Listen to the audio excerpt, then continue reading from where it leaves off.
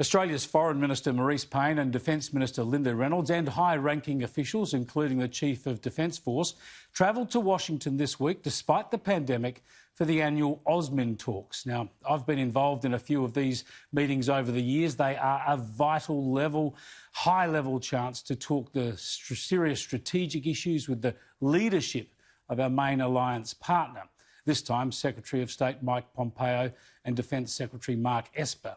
Seldom have these talks been as crucial as they were this week, with China's newfound defence, diplomatic and strategic aggression playing out just when the whole world is racked by the economic and social chaos brought about by a virus that, as it happens, emanated from China.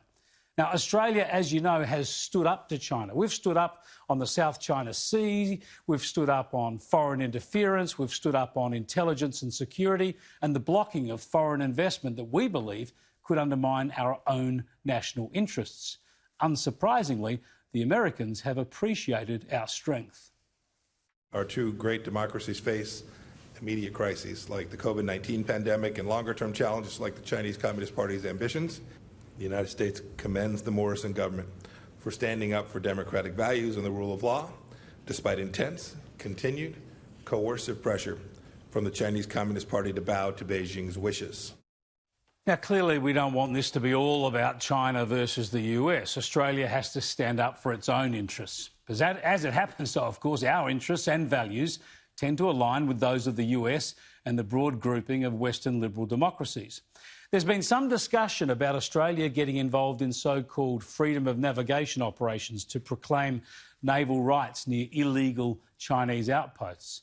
But Australia will be cautious about this, if not reluctant. Why? Well, in principle, of course, we agree that these operations are right. But we've just got to remember, though, that if the Americans do this, it's one thing. They're proclaiming their right to sail through these waters. But Australian vessels could be more exposed than US vessels in this sort of operation. As two major powers jostle, the presence of an Australian vessel just might encourage a stronger response from China. We might be seen as an easier target for harassment. So, yes, in principle, our vessels should sail wherever they're entitled to, along with our allies, but our military and political leaders will want to be very careful here.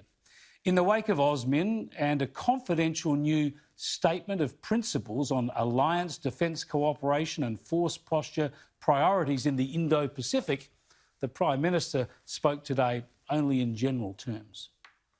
We want China's economy to be strong and successful. We want Malaysia's economy to be strong. We want Indonesia's, we want Australia's, we want Japan's, Korea's, Myanmar's. We want all of these places to be strong. And for that to happen, it has to occur on the basis of a stable balance within the region. And I think the cooperative way which like-minded developed economies, liberal democracies, are coming together, I see as a very positive force for peace and stability.